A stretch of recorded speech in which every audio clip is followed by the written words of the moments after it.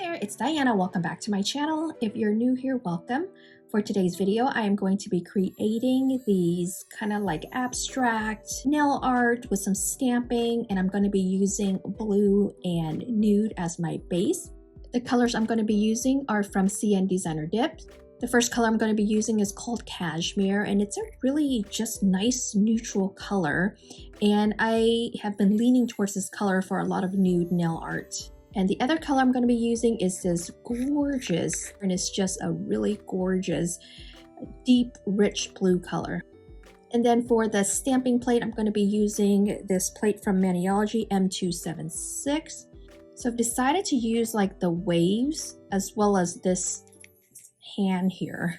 So we're going to be doing some reverse stamping today. On my nails, I already have a layer of pill base, and underneath that I have full cover tips with top coat, so to make the pill base more effective for popping off. I'm going to be using the Odorless Dip liquids by Kimberz Kreations.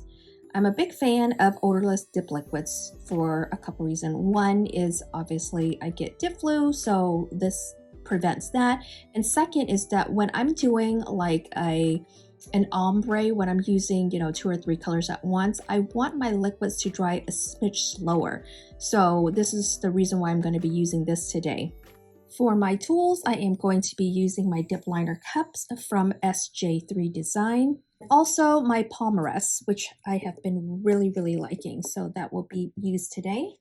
Then I have my precision tool. This one is from DIPALICIOUS. One side is a pointier end and the other side is a wax tip, which honestly I never use. I just use the precision tool. Then in this dapping dish, I will put some acetone, and I dip my precision tool in the acetone before I run it around my cuticles. For the majority of this next part, the dipping part, I'm just gonna be in fast forward mode. I dip my nails quite frequently, so I'm gonna go ahead and link a video right up here so that you can see my dipping process.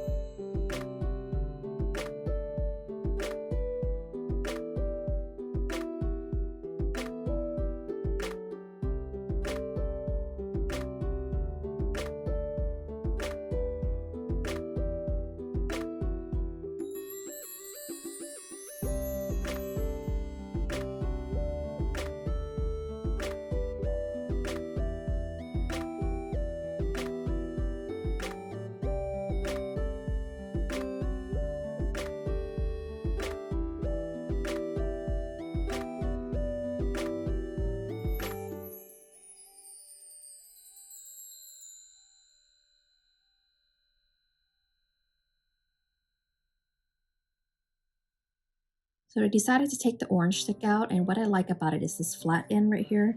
I dip it in some acetone, and I kind of like put it against my powder so that it can lay a little bit more flat for me.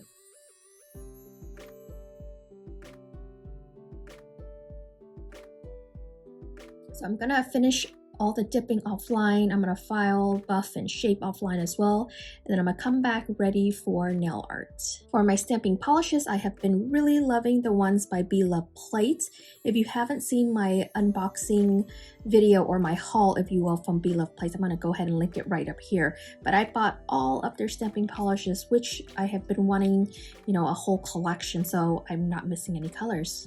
These colors are called a Snowman and Cozy Blanket. Then I've really been loving this scraper card from b.loves as well.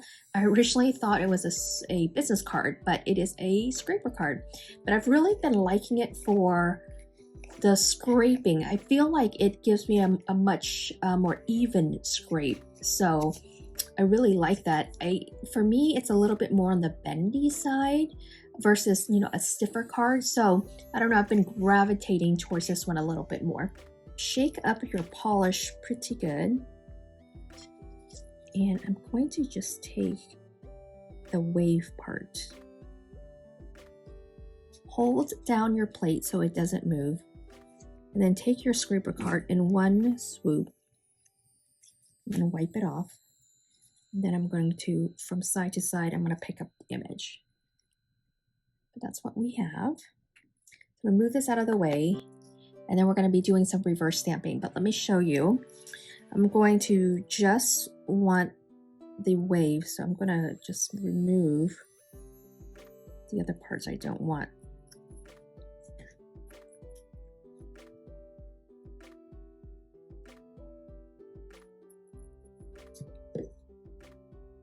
Now, if I take a my rolling, what is this called? The lint brush, and I try to remove this, it's going to pull this piece up. So what we're going to do is I'm going to try to remove it carefully by just kind of moving it out of the way here. And this is the first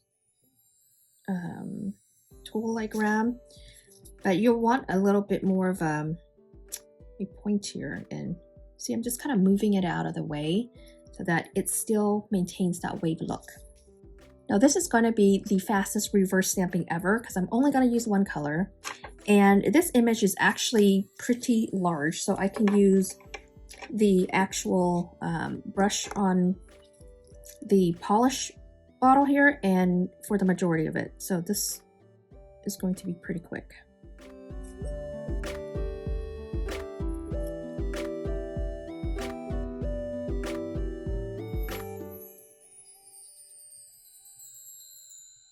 It's kind of lifting, so let me just dab the color on.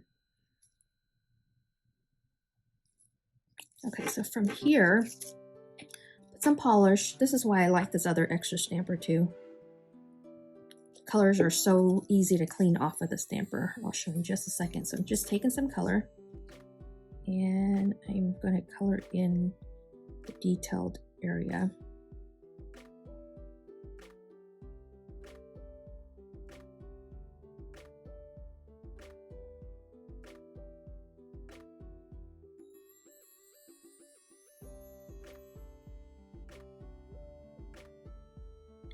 This is what we have so far, and I do notice that there are some empty spots because I was dragging the brush earlier, so I'm just going to go in and dot color over those holes, if you will, and that should fix that right up. Okay, so we're going to let that dry, and it usually takes, it's relatively fast, about 20 minutes or so. So we're gonna let that dry. But the good news is that I've already made one in advance, which we're going to use to stamp right here. Now to remove the color off your stamper, just kind of take a lint roller and just kind of remove it. While we're letting that dry, I'm gonna go ahead and stamp my next image and get that ready. I'm taking these two hands, kind of abstracty, right?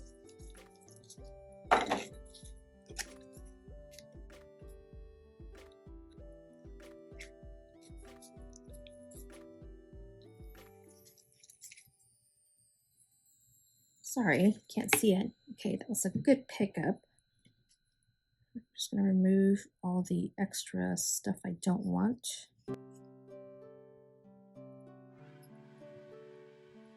All right, this one is not excess. It's actually a tear in the stamper. I still use it. It seems to work okay. But let's go ahead and color it in. This gold I'm using is called Pure Gold.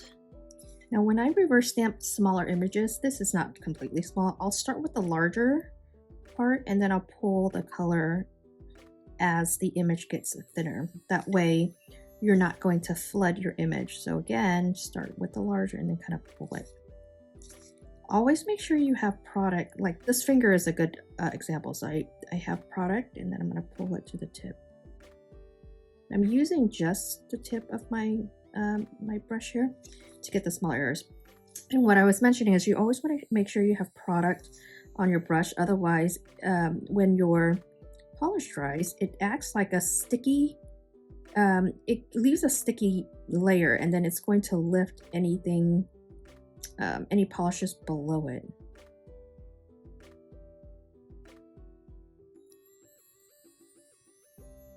All right, so far so good.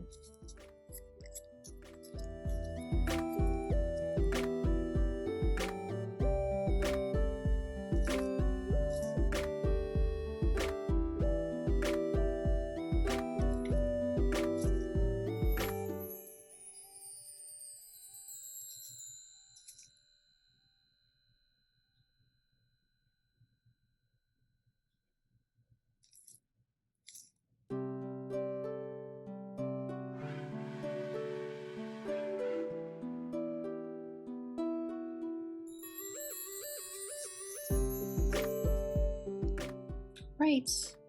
That was actually very, very quick. So let's let that dry and then I will come back. Here are the ones that I prepped ahead of time.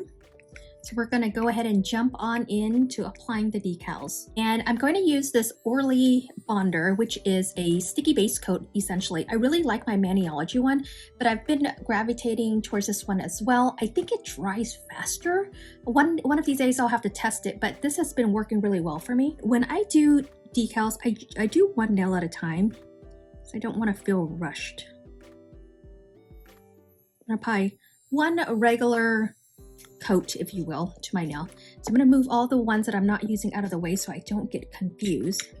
But I tend to like prepping all of my decals, especially when I'm reverse stamping, leaving it there for, you know, an hour, maybe more. Sometimes I leave it overnight and then I come back when I have a chance to work on my nail. So I'm going to kind of feel it here. Yeah, it dries pretty darn fast.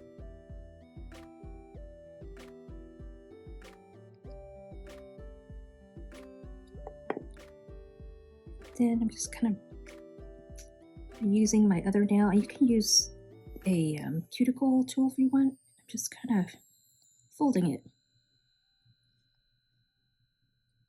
Yeah, look at that. Comes off pretty darn easy. That's what we have on this nail. I love it. So I'm gonna do this as with the wave, big wave.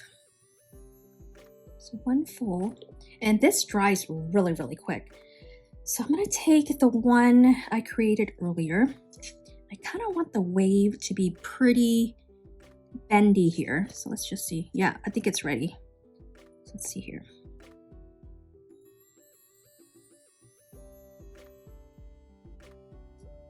And then when I remove it, I'm kind of like lifting it to see where, because I don't want it to like lift off my nail.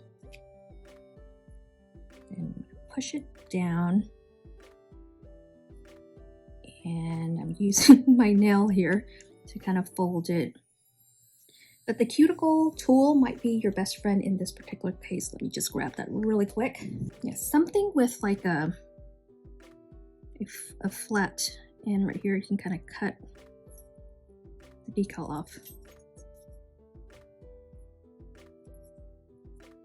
And this I'll just kind of melt off with some acetone. And the good thing is that when you do that, it kind of like makes it wrap around your nail as well. This is my favorite cleanup brush. I got this one from 𝓤𝓼𝓵, but it's a flat wide angle. So I'm just gonna dip it in some acetone and I am kind of melting the rest of the decal so that it wraps around my nails.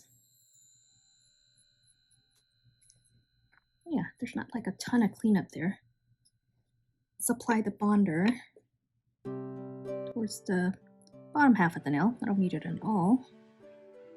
And remember, this one dries pretty darn fast, so I'm gonna give it maybe 5-10 seconds at most.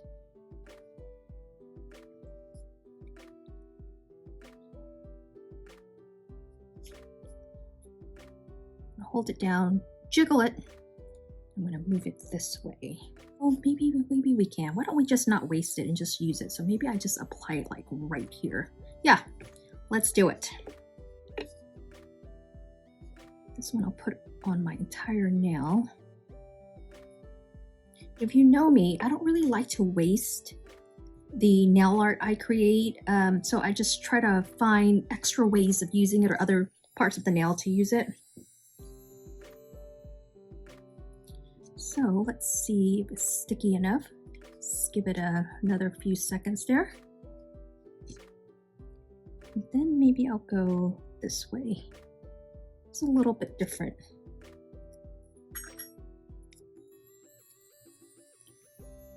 Rubbing it in. I'm gonna take my tool and just kind of cut excess off.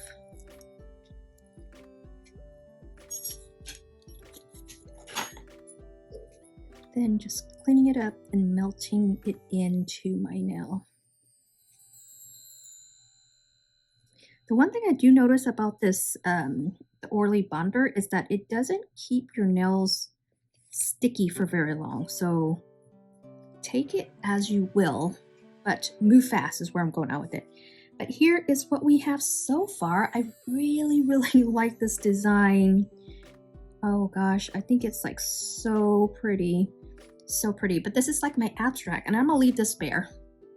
But yeah, what do you guys think?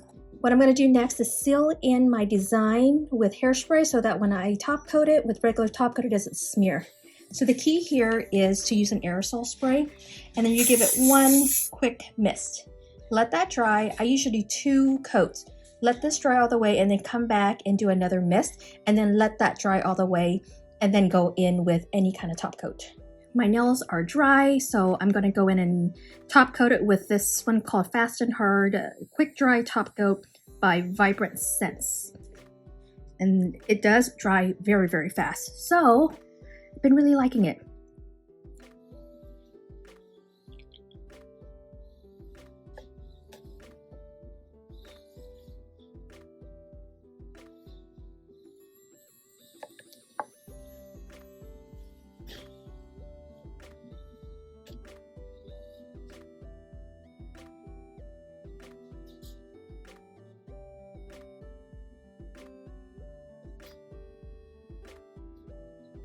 Now after this fully dries, I'm going to go in with this glow-in-the-dark top coat, and it is called the Twilight Zone, and it's from Paradox Polish. I got this during a haul. I think it was the something Little Shop of Horrors or something like that. I'll go ahead and link everything down below. But this one, I put a W here because I wanted to remember that it glows white. So I'm going to probably top coat the waves, at minimum the waves. I don't know if I want to do the hands quite yet.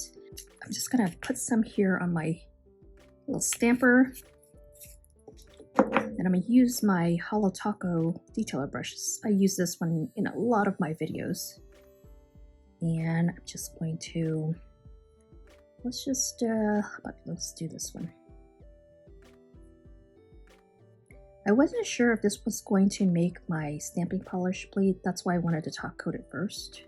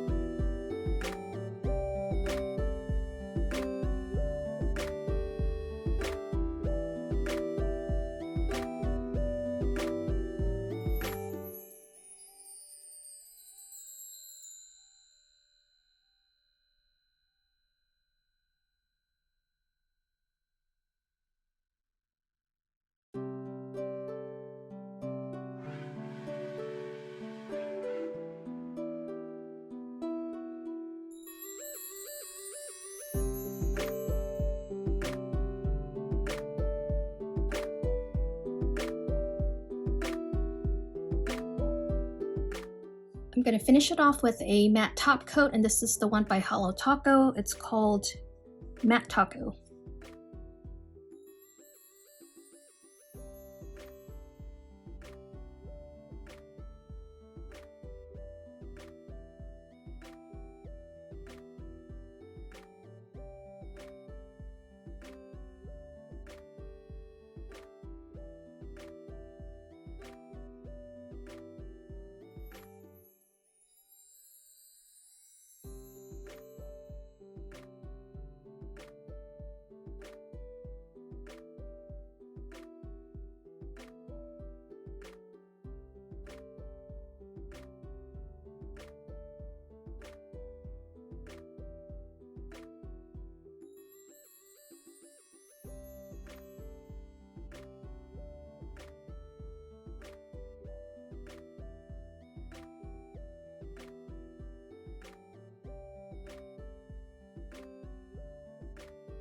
I am all done. What do you guys think of my abstract nail art? I am really loving the blue against the nude and a pop of gold. Really, really loving it. Now let's go ahead and make it glow.